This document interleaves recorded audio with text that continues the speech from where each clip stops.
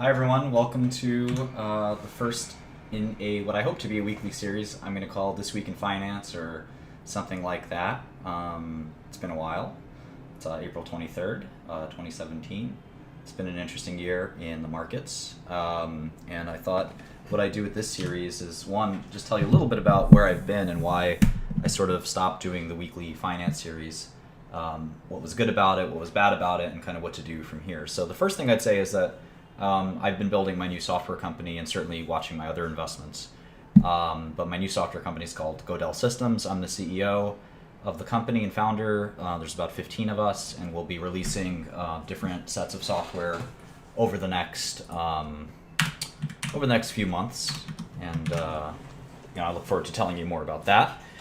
With respect to the investing lessons, I had a lot of fun doing them, but the reason that I stopped doing them is because they're largely complete. And ultimately, I think we were going over the same things over and over again, which isn't such a bad thing. In fact, at Harvard, that's certainly at HBS, that's one of the main teaching apparatuses is doing the case method, where you just take a case and discuss it and learn about it together. And that's a sort of a subversive way of learning, or immersive way, or some just sort of hidden way of learning a lot together, instead of kind of instructional lesson type stuff. So although that was a lot of fun, I sort of wanted to kind of do new things.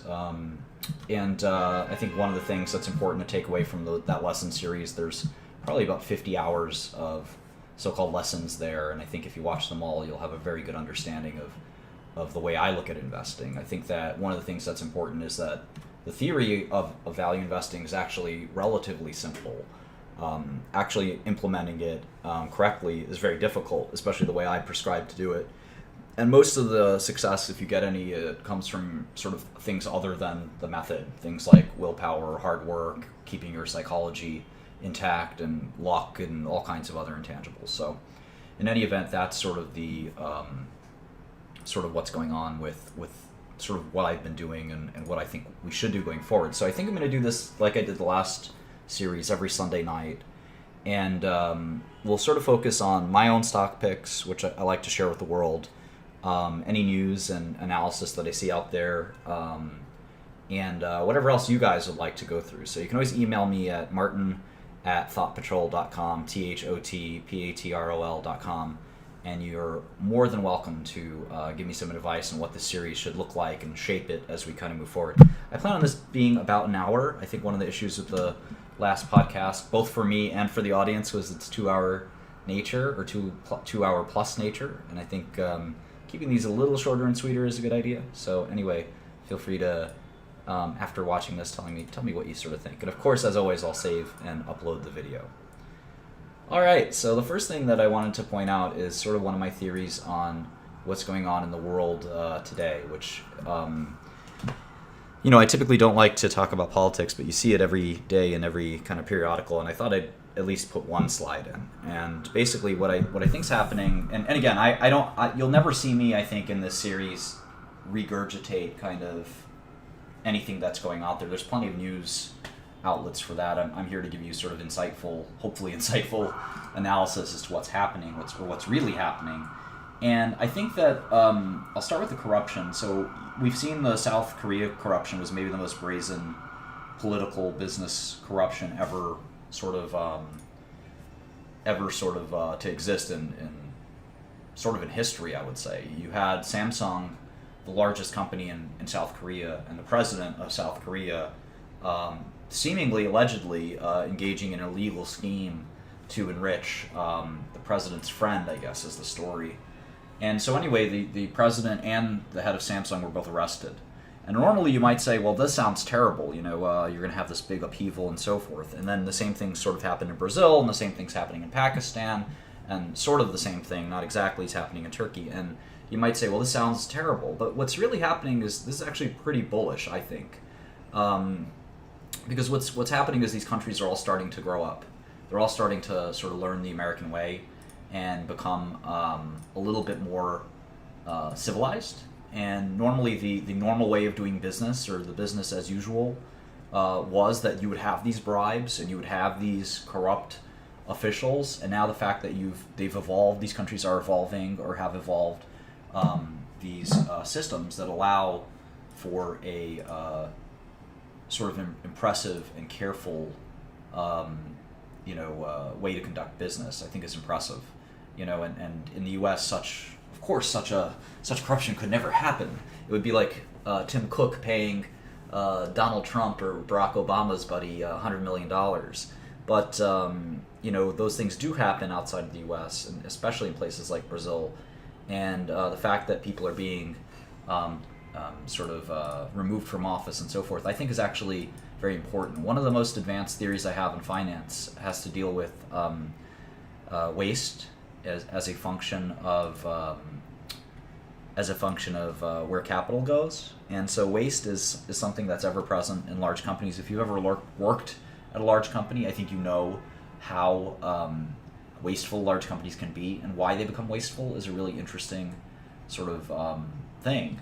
And I think that corruption and waste are sort of coefficients, if you will, of how advanced and how successful a system is. And so in essence, what you'll see as systems get more sort of shareholder friendly is that corruption and waste will drop. And so what I've seen often in the U.S. markets is there's this inexplicable dislocation between bond prices and equity prices, and I actually think it's that pricing model can be resolved by adding a coefficient that includes waste and corruption. And cronyism is maybe a less toxic way to sort of put what this sort of systematic misallocation of resources. So in essence, I think that to the extent that coefficient goes down, it's great for everyone, no matter if it's in the U.S. or elsewhere. And people like Carl Icahn sort of trying to fix that coefficient and try to remove some of the waste that exists. So obviously, if anyone's read the news, we have elections here in the United States, in the special election in the state of Georgia, not Georgia, the former Soviet country, but our Atlanta, Georgia. And also the French elections seem to have priced in a Macron victory, which is very good for markets. Le Pen seems to be losing the election as of tonight.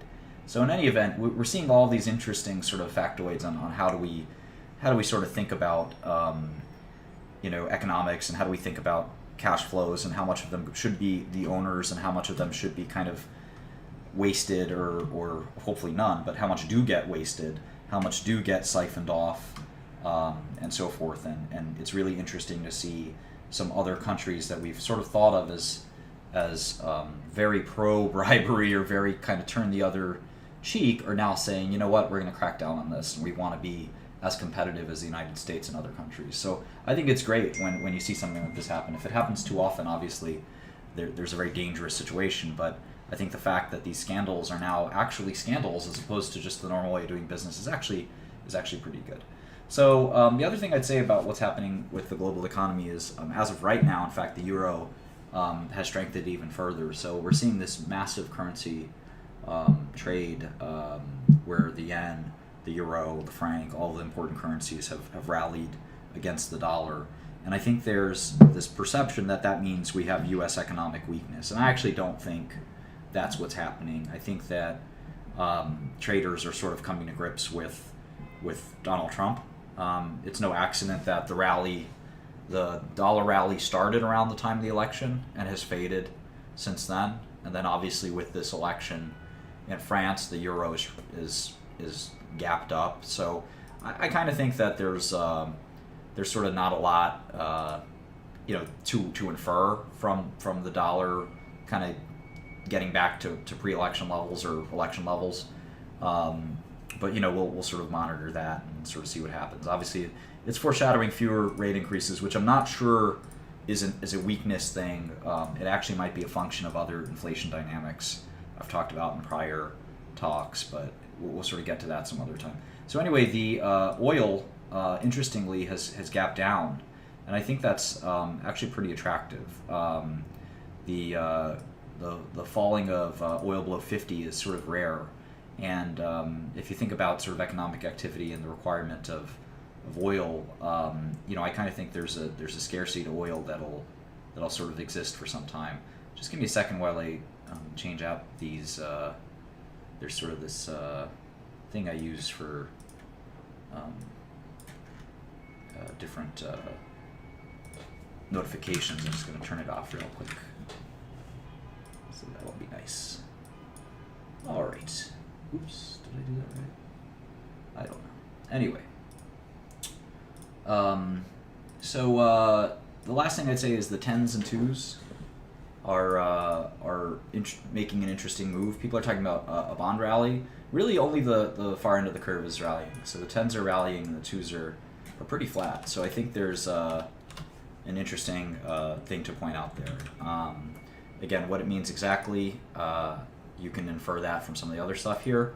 In general, the commodity weakness, in addition to the 10s rallying, in addition to the other currencies rallying, sort of would indicate that there is a slowdown going on. But earnings certainly don't seem to be indicating that, and I don't think there's any reason why there would be an economic slowdown, especially with the extremely tight labor markets. So, anyway, there's a few things there. All right. So the most important thing is, of course, earnings season. To me, at least, there's an incredible earnings season underway 4 times a year. It's like the Super Bowl for financial analysts. It's just getting started in earnest. I'd say next week is probably the most earnings-heavy week. Johnson & Johnson, I listened to their conference call earlier today, and the day it came out, I thought the earnings were about as in line as one can get. J&J hasn't had a big earnings surprise for a long time.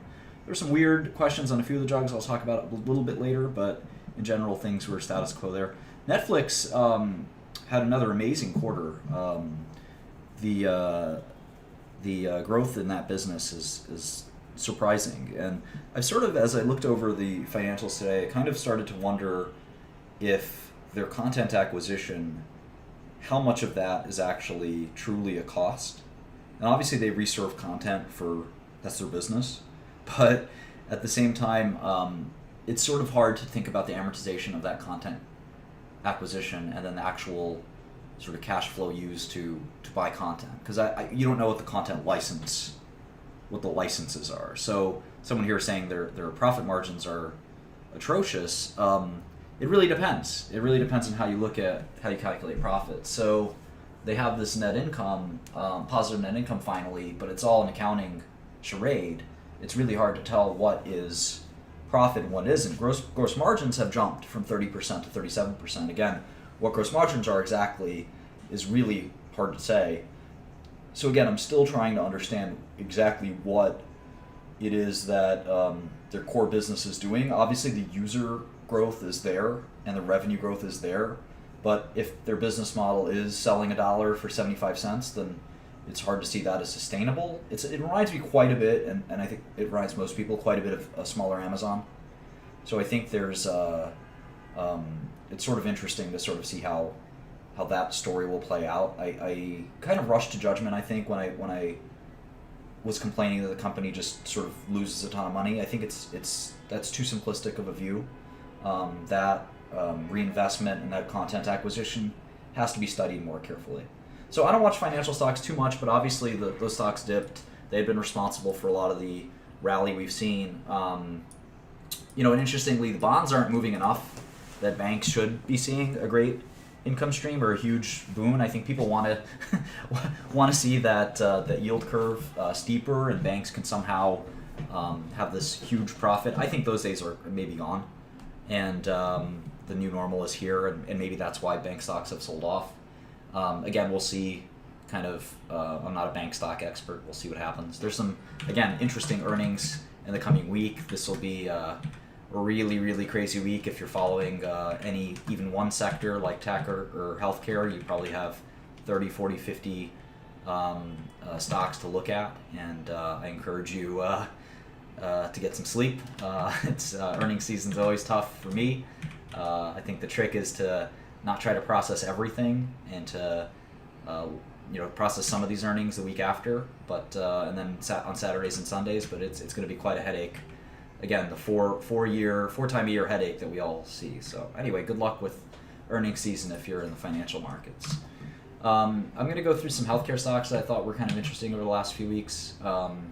So one of my favorite stocks is GlaxoSmithKline. It's They have a US ADR, but the London stock is the one I look at. It's fell 6%, and there's only a handful of stocks that large cap stocks that I like, but I thought it was interesting to see this one drop 6%. So I'm kind of excited to buy that stock.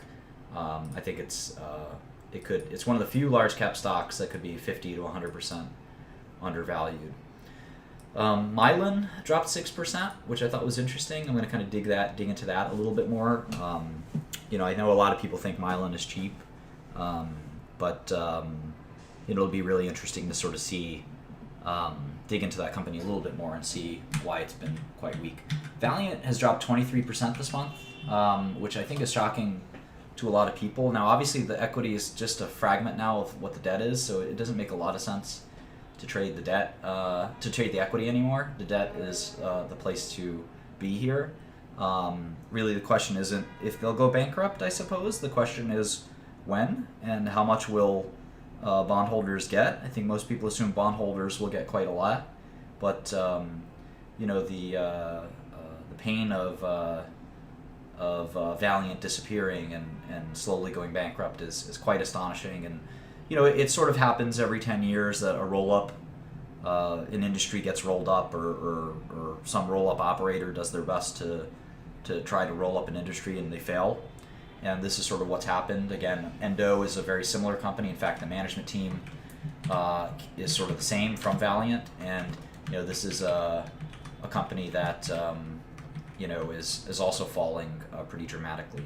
Vertex is a company that's bucking the trend a bit. Both Vertex and BioMarin and Shire, all three of these companies are rare disease companies, and you see them all have some relative strength. Vertex obviously, as no pun intended, breathed some new life with yet another cystic fibrosis success, so that was pretty incredible. There was this really weird FDA rejection that happened with Incyte, so we'll talk a little bit about that, and also the news that Gilead might be acquiring them seems to be fake news, so the stock might have fallen a little bit on that, but we'll talk about that drug and sort of what happened there in a second. So other things that I thought were kind of interesting is the Tesaro trade. It's really interesting. These guys got their long-awaited sort of drug approved, and we'll see sort of if they'll launch and do well. I think Neurocrine is a great short, and they just got same thing happened. They got a drug approved, and I think the launch will prove to be disappointing, and the stock will fall. And so you saw a huge fall with Tesaro, but you haven't seen that with Neurocrine yet, so maybe that'll happen. Medicines Company is a stock I maybe I'll never understand, but I think it's a good short.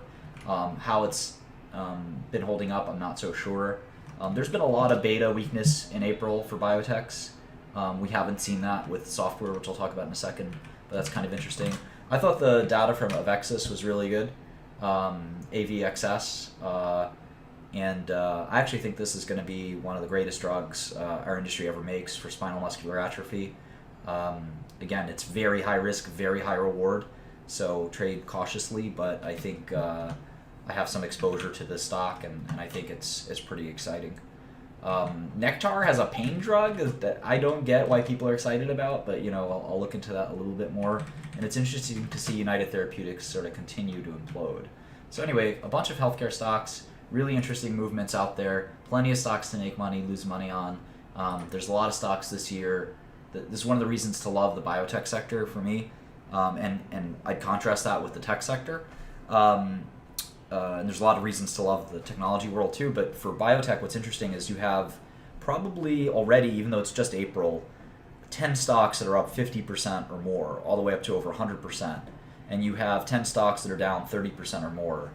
And if you're a hedge fund trader, style trader, you should be able to make money in any environment. I know a lot of hedge funds aren't doing so hot. I know there's some drug hedge funds that are doing quite well, maybe after a slow last year.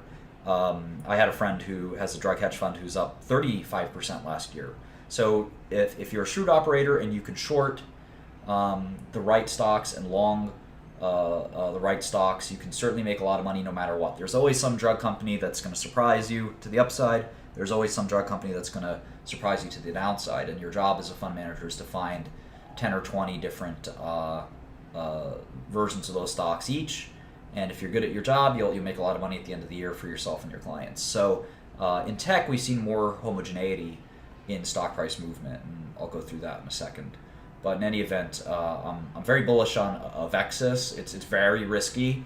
This is the kind of company that could disappear overnight and nobody would care. I'm inclined that there'll be a future biotech leader like Alexion, but they might not be. You just never know with this stuff. And again, that's why I like to stay diversified, and I'm a very cautious investor. I have a couple of people have a bunch of questions. Maybe save it for a Q&A in a second. Healthcare news recap. I picked out a couple of news stories that I talk about that I thought, again, I could add some insight into. I'm not just going to read the news to you guys. I think that'd be quite boring, and there's plenty of other places to do that. I'm not a journalist. But unlike a journalist, I do have some domain experience and some insight that you probably wouldn't or couldn't get from some fake news or something like that. So anyway, I saw this article that physician assistant pay is over $100,000, which I think is fascinating. Where I come from, that's a lot of money. My parents struggle to make that kind of money, and I think what's amazing is the labor markets for healthcare are not well understood. I was at Columbia University last Friday talking to students about drug prices and so forth, and there's a lot of passion about the subject. I'm glad I was so well received, but there are people who are critical of what we spend on healthcare. And what's amazing is when you tell people that 90% of healthcare actually comes from the people in the healthcare industry, not the products. And 90% of healthcare costs are coming from actual people and institutions, and not products like drugs or medical devices and things like that. And I think that's a really, hey Frank, that's a really fascinating sort of thing to learn. Because you sort of think, oh, it must be drugs like my drugs or like Pfizer's drugs, and the reality is those are actually probably the most cost-efficient products in the system. So labor markets are in many ways controlled. Don't forget that you can't just become a doctor because you feel like it. There are sort of these academic industrial complexes that form between physicians and their lobby, and you can actually control physician pay not directly but indirectly through those mechanisms. And doctors, I will tell you, do not like losing money.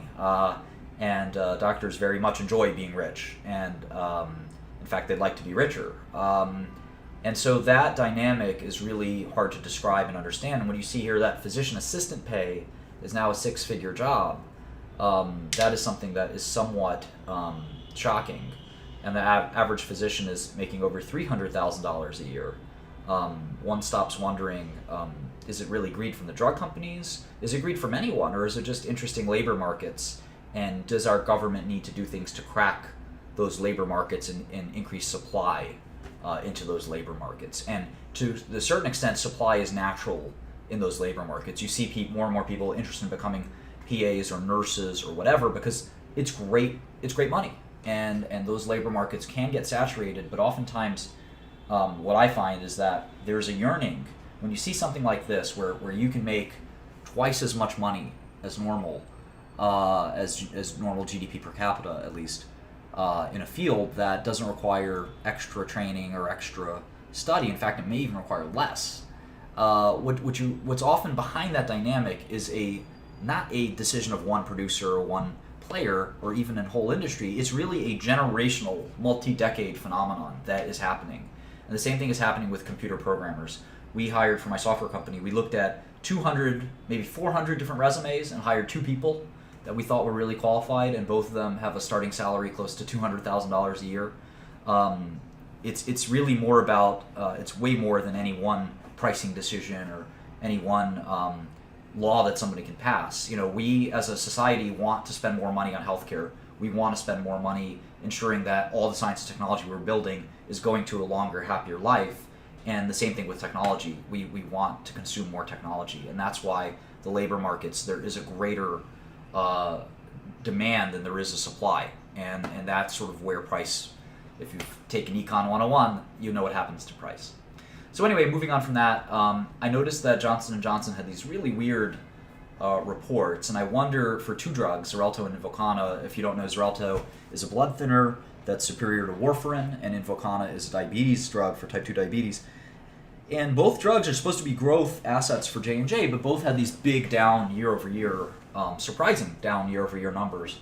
And Q1 is often a bad quarter for healthcare, for drugs, but this surprised even me. And it'll be interesting to see if we see the same stuff with Merck or Pfizer or so forth. The other thing I noticed with J&J is Darzalex is now annualizing over $1 billion. It just launched recently for multiple myeloma. I've had a lot of friends die of multiple myeloma. I'm so happy to see the drug win FDA approval, and also for a fourth-line medicine, right? This is a drug that you're supposed to use after you've failed 3 other myeloma drugs. It's already a $1 billion medicine, which tells you how much we're valuing sort of drugs that can move the needle in really tough diseases. So baricitinib got FDA rejection, and this was really strange. Obviously, no one's privy to the rejection letter, but how these companies, Incyte and Eli Lilly, got this rejection are a little bit surprising. I think what the FDA is saying, and this is a lot of drug companies' fear, is that drugs that don't move the needle on efficacy and have questionable safety relative to drugs in their class shouldn't be approved. Baricitinib was filed for rheumatoid arthritis. There are a dozen drugs for rheumatoid arthritis. So the idea that baricitinib couldn't move the needle as well on efficacy and its safety was maybe specious. Meanwhile, there is another JAK inhibitor approved for rheumatoid arthritis from Pfizer. It's sort of it's called tofacitinib.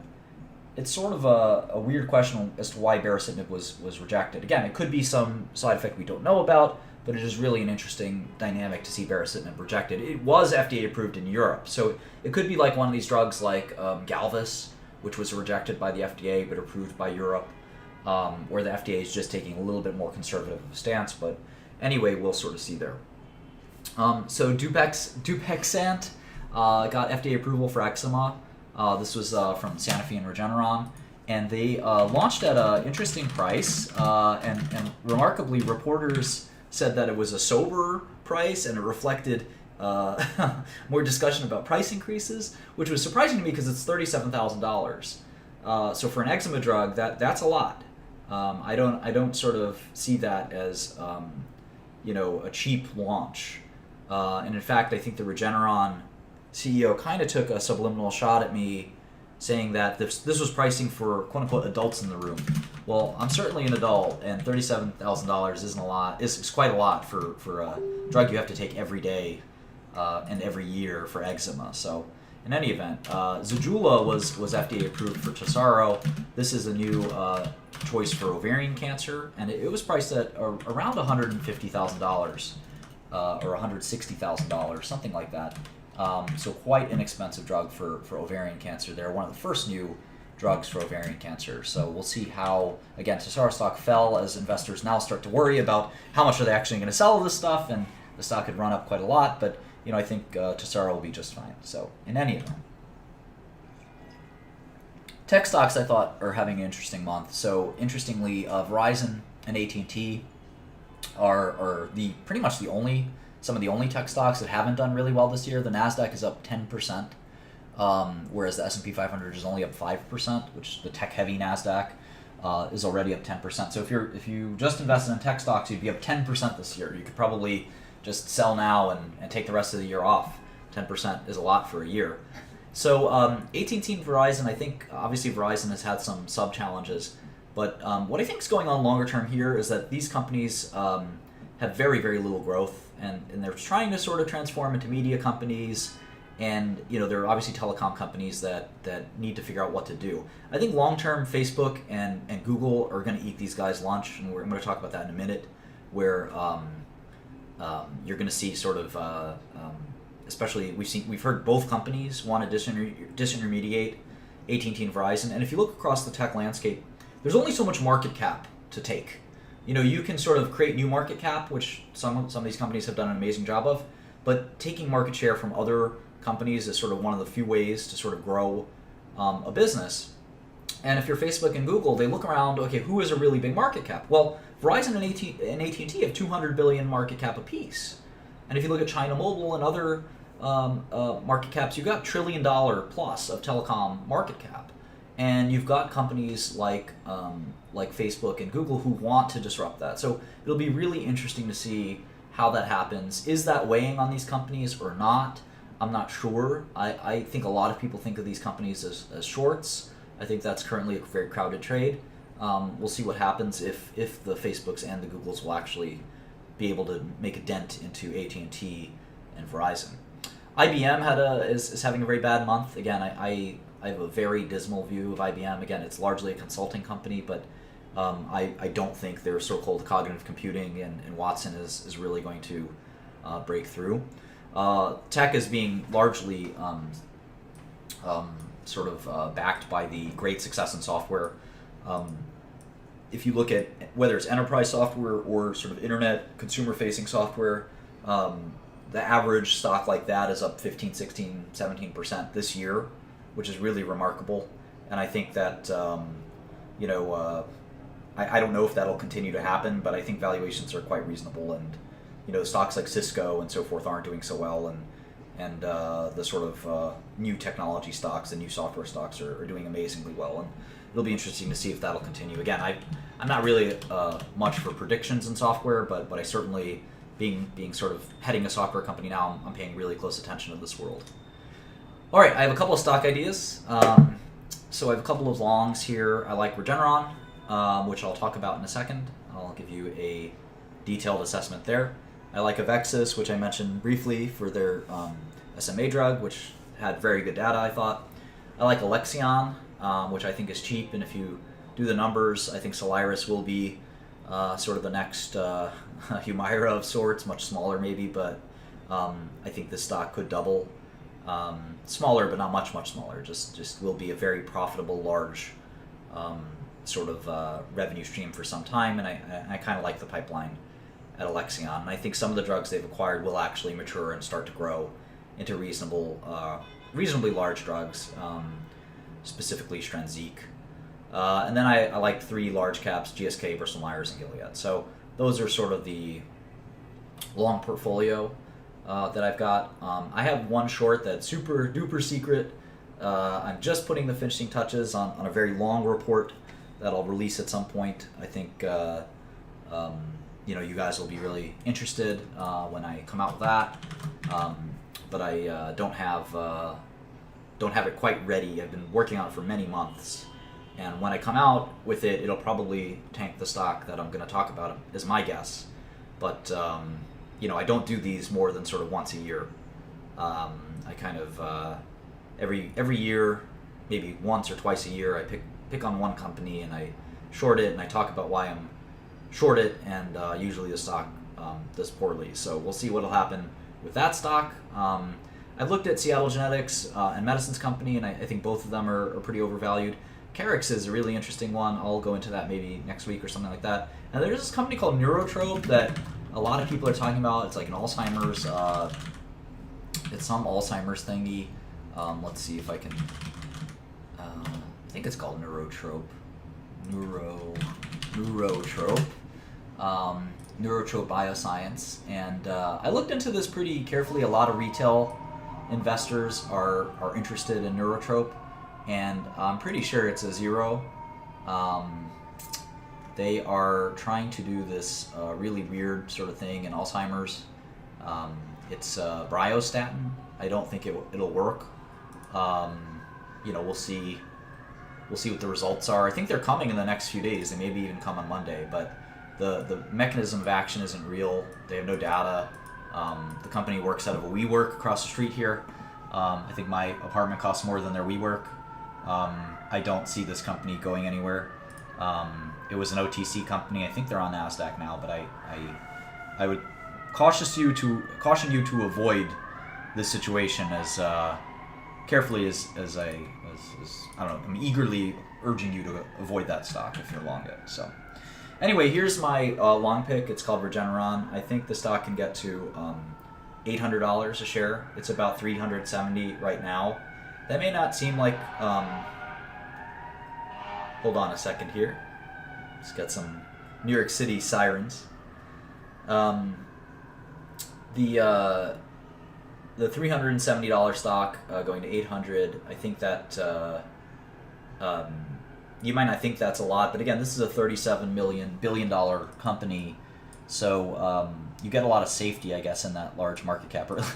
You may not think it's safety necessarily, but I think it's safety. You get, and you rarely get this kind of sized company that's a good big long stock pick for let's say a big hedge fund can put $1 billion or $2 billion into an investment like this, whereas if you're finding some small cap, you can't really put $1 billion into a $200 million market cap. So if you're a large hedge fund like a Citadel or an Oxif, this is a really good stock pick.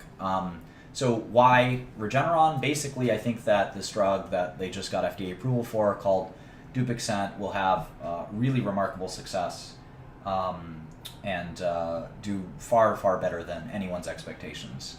So we'll sort of see how that plays along. But I think actually the upside could be bigger than even what I'm talking about. So they are an S&P 500 company. So anyway, Dupixent is dupilumab, and it's FDA approved now, just as of a week or two ago, for eczema. And eczema is a disease virtually everyone has some familiarity with. My little sister had eczema. Millions and millions of patients have eczema. And as I mentioned, the price is around $37,000 a year, $1,500 an injection. They have to split profits with Sanofi, which you have to model pretty carefully. But you can see the results of the drug are pretty remarkable. Most patients have near complete disappearance of the eczema symptoms, which is really tremendous.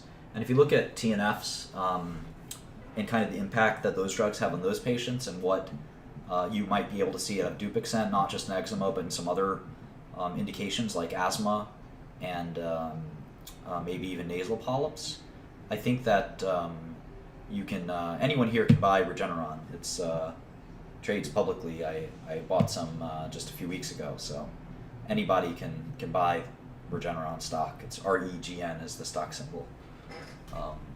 Maybe I didn't make that clear. REGN. There you go.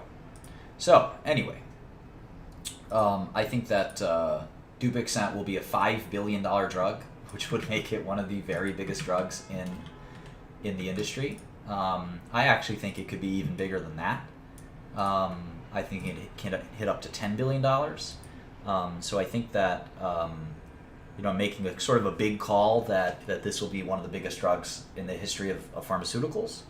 But I think that at the same time, the value investor, the safety that Eylea and the rest of the portfolio bring to you make it a really attractive long. So here's my model. I've got $5 billion in there and the split, and I get to about $800 a share, 6% discount rate. I also believe in this management quite a bit.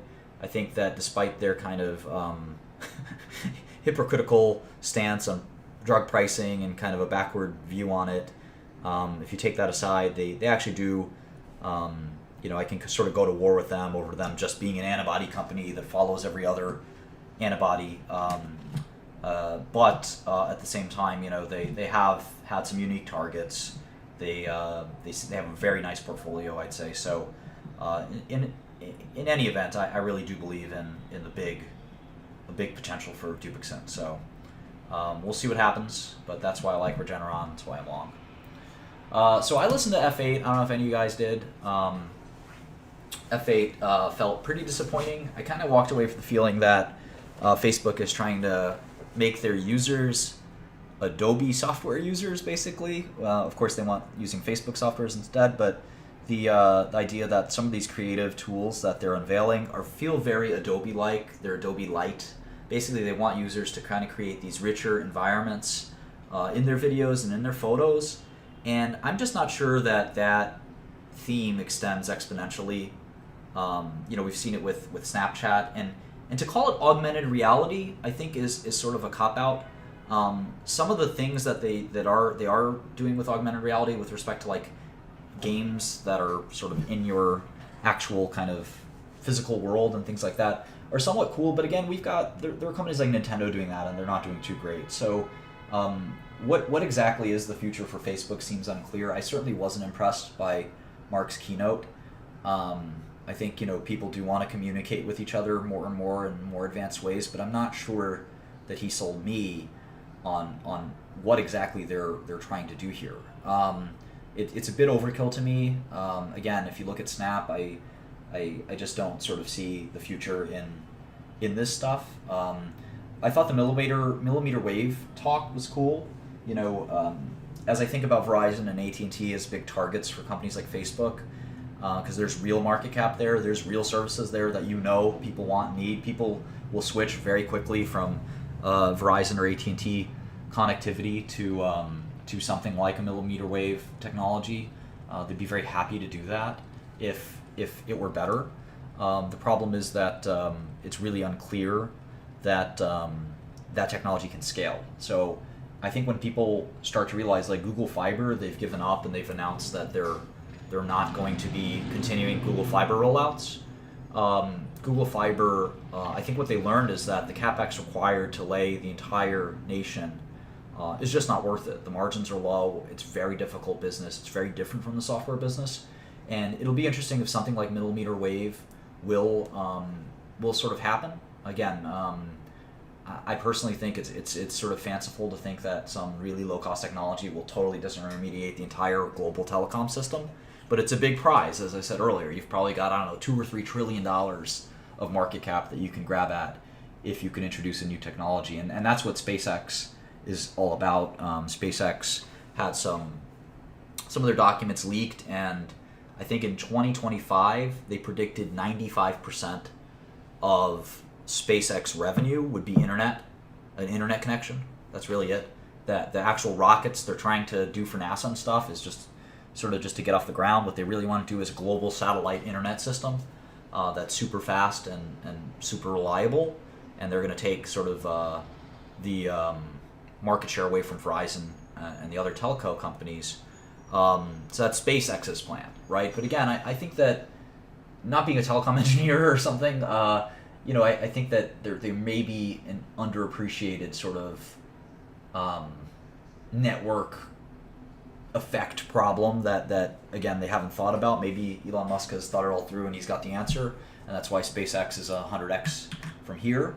But I hesitate to think that Verizon and AT&T will roll over tomorrow. But again, I think if you think about the next 10, 20 years of tech, I think you're going to see that theme extensively, the disruption of the last mile telcos. So obviously there's been some talk. One of the other things that was kind of neat out of F8 is this whole brain mind interface, how you can post a status update with your mind, and Elon Musk is trying to do that with his Neuralink, and Facebook's got a program there. I think it's going to be interesting. Here I have some domain expertise in biology.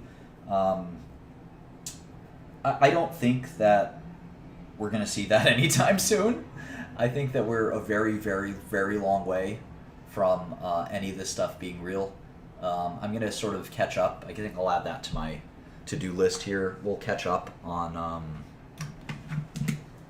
a little pad here. I'll write that down. I'll catch you guys up on the brain mind the mind. What is it? Brain mind or body mind interface? I don't know. Body computer mind computer interface, something like that. I think it's brain computer interface. I think that's what people are calling it. I'll take a deep dive into the state of that technology, because again, it's something that I'm pretty aware of. And again, if this is where Facebook and Elon Musk think that their next big innovations, maybe 20 years from now, brain mind interface. No, brain machine interface, BMI. If that's where the future is, again, I should be able to look at that and give it some thought. So anyway, we'll sort of see what happens there. Apple sort of leaked out some self-driving clues there that that is still a thing for Apple. We've seen Google kind of drop out, seemingly, of that world, and some other companies drop out. It'll be really interesting to see what'll happen in that autonomous driving world. One of my favorite charts that I show in the Harvard talk, let me see, or the talk I gave at Harvard that I'll give at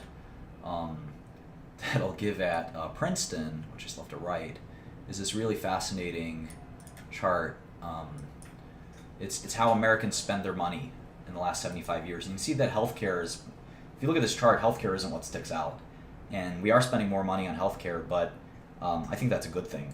If you look at the amount of money we're spending on housing and transportation, that could get completely disintermediated by things like autonomous driving, self-driving cars and electric cars and so forth. What'll happen to food is its own is a big question, but I actually think that is a really important. You can see how much of our money goes to this stuff relative to the little thing like healthcare, like staying alive. We spend a lot more money on transportation and housing, and I think that again, if you think about seismic shifts as to why we do things, they and why prices go up, they're far more important dynamics at hand than again Martin Shkreli wanting to make more money is not why healthcare costs are going up. Healthcare costs are going up is because we're demanding as a society, as a civilization, better tools and longer lives and happier lives. We want to see our grandkids. We want to see our great-grandkids. We want to experience every inch of the universe, and maybe our Earth and in space. We want to learn everything there's to learn. We sort of want these things to happen, and we're using money as an indicator, we're assigning more importance to those things. And you can see we're assigning less importance to things like clothing or tobacco or alcohol. And we're assigning more money to housing. Why exactly? I'm not sure. I actually think this is a bubble and this will burst. Transportation and housing go hand in hand if you know anything about how societies are constructed. So anyway, I think this is fascinating stuff, and who's going to win in the self-driving world is actually going to be a big winner. Again, we'll see kind of what happens, whether that's Uber or Apple or Google somehow or Tesla. I don't know. We'll sort of see what happens. So there was an article about Slack. So I won't tell you too much about Godel, but part of what my software company does is quite Slack-like. And if you haven't read the Slack article, I think in the New York Times, it actually was really well done. And I would encourage you to go read it at the New York Times, the failing New York Times. And I say that half joking. But it sort of gives an inside look into Slack a little bit, and I think it casts a pretty skeptical eye. Slack is worth something like $4 billion, but it only has about $100 million in revenue. And I think the problem with Slack is that they're sort of missing actual software that helps you do your job. To me, it's a glorified chat room, and I don't think that. I think they need to move on and actually create tools. I actually think you could do better as a Slack plugin startup than you would do as Slack. But in any event, we'll kind of go from there. Galaxy S8 is coming out. Let's hope it doesn't catch fire. Apparently, it has this red hue. I don't know if you guys have heard about that. I think there's memes starting already about this. We'll kind of see what happens if the red hue thing will be a real thing or not. Okay, so what other stuff is there to talk about? The death of retail. I think we all understand what's happening here, but it is still just jaw-dropping to see the entire kind of clothing, apparel, retail industry fall off the face of the earth. And then, I don't know if you guys have heard about 50 Cent. Has anyone here heard about the trader 50 Cent, not the rapper? So basically what's going on with 50 is there's this guy who is buying these volatility contracts, and people have nicknamed him 50 Cent. So let's see if we can find him. Mysterious trader known as 50 Cent bets millions on volatility spike, et cetera, et cetera. So sometimes when there's a big trader in a market, they'll nickname that trader, and this person is losing $100 million. This is the best. Okay, I hate Bloomberg, but this article restores a tiny amount of faith here. Whoever wrote this headline, mazel tov to you. I think this is a brilliant headline for obvious reasons. 50 Cent vol buyer has options insiders asking 21 questions. So the reason they call him 50 Cent is he just sits there and buys contracts for 50 cents. Yeah, he might go broke just like 50 Cent, but it's a fascinating. You can see all these options are expiring out of the money. So it's sort of interesting to see what'll happen. There's 21 questions as to what's going on. You say you're a trader, but you never pop none. I think you could easily pantomime 50 Cent songs quickly. There's an interesting article in the Wall Street Journal about ultra low employment in Vermont, New Hampshire, and the rest of the New England states, where employment is so low, unemployment is so low that it's almost impossible to find workers, and wages are rising as a result too. And we're seeing this in other fields, like I mentioned, the physician's assistants and so forth. So, I thought that was a really, when you see articles like that, it sort of makes you go, and you wonder kind of what's going on. And that's something to sort of look into some more. Anyone who didn't see the Elliott Arconic spat, I think sometimes finance can be strange. Truth is stranger than fiction. Look into that and see what happened there. The CEO of Arconic got fired for sending basically this threatening letter. I think it's a really interesting, how should I put this, kerfuffle, maybe a word I can use, to describe what's happened there. So please feel free to read about that mess and what happened there, because it's highly entertaining. Okay, so I like to read financial journals, and there was a fascinating series of papers on garbage, and this one just came out. The first one that came out that inspired it was called Asset Pricing with Garbage, and it was by this student, I think Dr. Savov at U Chicago. And what he did is that he came up with this idea that you can actually measure consumption through actual garbage, municipal waste numbers. And I thought this was interesting because quant traders are trying to get any indicators they can to forecast asset prices. And garbage isn't one thing that I've heard people look at. And if you think about the garbage as a tool to sort of think about consumption, it makes a lot of sense. Even digital goods have some amount of garbage associated with them, and certainly consumable goods certainly do.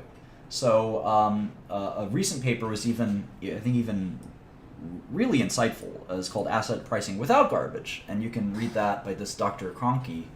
And it's a really dense paper, and the reason I think you should read this stuff is again, there's this sort of perception that, I've read my textbooks, Martin. What good is there reading technical information? Well, read these papers, and you'll sort of see that they're far more.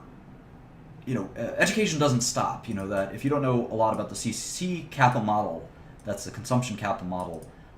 It's a really interesting improvement on CAPM, and again, you'll learn a lot of techniques and tools that some of the cutting-edge academics are using to sort of think about the nature of assets and so forth. This is a far better use of time than watching CNBC or wasting time talking to brokers or reading Wall Street research or stuff like that. There's some sophisticated things out there that if you look for them, you can find them. Thank you, Patrick has posted a link. And so in any event, there's actually really rigorous research out there that people like the firms at a Renaissance or Two Sigma would look at data like garbage data. And you might actually, if you want to take a step further, instead of just going to websites and getting garbage data, what if you actually were paying for that garbage data? I think that'd be really neat. That you'd maybe find some landfill company and say, I want you to send me your amounts, the tons of garbage, however many thousands or millions of tons of garbage that you deal with. I want you to send me that number exclusively. And I want it not on an annual basis, not on a quarterly basis. I want it on a daily basis, or a monthly basis, or a weekly basis, however fast you can give it to me. Measure all the trash you've got and give it to me on this recurring and frequent basis. I think that's sort of a really interesting data collection, and I'd never heard it before. So now I'm starting to process, put that into my system. I'm looking for garbage, literal data on garbage, and I named my cat Trashy for a reason, so this definitely stuck out to me. Some of you asked what to read, so the only media publication that I read on a consistent basis is the Wall Street Journal. I read the Wall Street Journal every day. I've read it every day since I was a little kid. The other thing I'd encourage you to read is actual scholastic information, so stuff that's published in a reputable journal has to meet some basic, level of QA and QC. People talk about fake news these days. Well, an academic published research has always been the finest research you can read, and there's a reason that journalists are being sort of maligned is because they're not academic researchers. And we call these journals, what we publish in these journals, articles. So why read BuzzFeed or something when you can actually read real research? And for any discipline you can think of, there's actual real research going on in it every day, and it's real news. So focus on the primary stuff. Don't read articles about, a study at Harvard said this. Read the actual study. And anyway, we'll talk more about that. Again, same thing here. Read company news, company filings with regulatory agents. things like trade news, like different newsletters that actual programmers write or whatever, and then technical manuals like published textbooks. But again, they could be in very distinct fields. So you have a lot to learn out there, and you don't want to waste your time on things like CNN or Barron's or Forbes or CNBC. These are the bottom of the barrel. Occasionally something will be good in the Financial Times or Zero Hedge or The Economist. I sort of tore between putting it here or in the Never column. I kind of think it should be in the Never column. Very rarely New York Times has some good stuff, but they do. Great journalists there. They do let their sort of political bias filter in sometimes. And occasionally Bloomberg. They've wasted an enormous amount of money trying to build a media company, and they've actually do have some good writers there here and there. But generally, I would avoid most of this stuff other than the Wall Street Journal. All right. I will be at Princeton University on Friday. If you really, really, really need to go, you can email me at martin@thoughtpatrol.com and state your case. I probably can't sneak you in. It's for Princeton students, but if you've got some really, really good reason why you want to come to Princeton, New Jersey, and you have to see me, then message me, and maybe, just maybe, for one person, I can finagle a backseat pass on Friday next week over at Princeton University. I'm very excited to do this. I hope there are no protesters, but if you do want to protest, try to do so intellectually. I'm not Milo Yiannopoulos. I'm not some talking head. I do know what I'm talking about in my field, and I only like to cover my field, which is healthcare. So if you do have some critical perspectives, feel free to bring them up. In fact, I'll probably let you come down and have a seat at the stage with me, and we can talk about it together. But just screaming out stupid stuff like you're a fascist is probably not, doesn't look good on Princeton, and it certainly doesn't look good on you. So, and I'll just kick you out. So in any event, that's sort of what's going down at Princeton next week. I'm going to try to record it and stream it. The last few events were really entertaining and really well done, and people really loved it. Somehow the media said that the events were controversial, or they were, I don't know, not well received, which I don't know what events they attended, but we'll see if I can record or stream this thing. I'm going to do my best to do that. Anyway, that's really it. Any suggestions, comments, questions you've got for this series, email me, martin@thoughtpatrol.com. Anyone can email me. I check the email every day. I'll respond to it if I see fit. I am going to cover a couple of the topics that I mentioned. Certainly this mind-brain-machine interface. I will cover that. I don't want to go to any of your schools. It's a real pain in the neck for me. I don't get anything out of it. Very little. I have to travel. I have to prepare the speech. I have to give the speech. I say give the same speech every time. I get the same questions every time. It's not fun for me. But if I'm going to be in the town anyway, or every now and then I get bored, I'll do it. But I'm not interested in doing too much of a college tour. But again, Princeton is close by. I can drive there. It's pretty easy. So anyway, I'm going to talk at some point about Theranos. Someone asked me about Chipotle. I'll look at Chipotle. I don't know. Someone asked me about ETFs. I'm not sure what there is to talk about there. I could make a book list. I've made one in the past. Someone asked me about real estate bridge loan funds promising 10%. That sounds like a Ponzi scheme. I would dig in very hard before I gave that firm any money. 8 to 10% guarantees are very rare in the world. Many hedge funds look for that kind of return and don't get it. So good luck with that. The Federal Reserve balance sheet is something, and central bank balance sheets are not well understood. I'm going to dive into that. I see a lot of people touching on the topic and doing it poorly. I'm going to try to do that. I have 2 more minutes for questions, and then I'm going to call it a day at 9 o'clock here.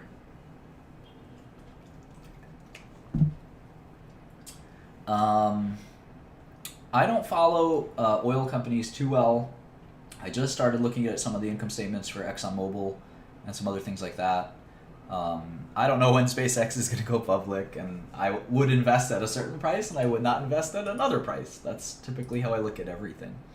I will definitely do my best to record the Princeton talk.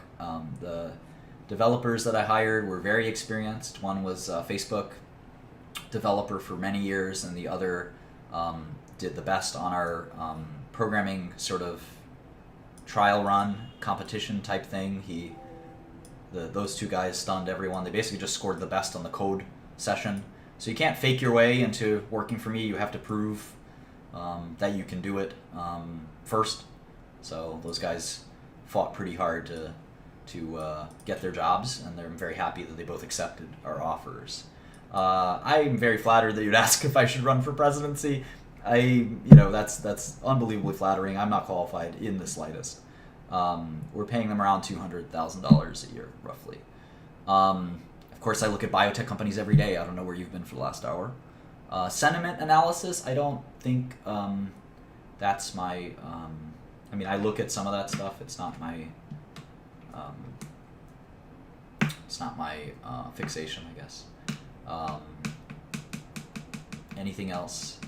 Reinvest dividends? It really depends. I don't think of it that way.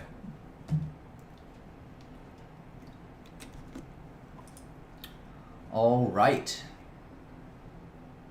Thank you so much for joining. I'll see you guys soon. Have a great night.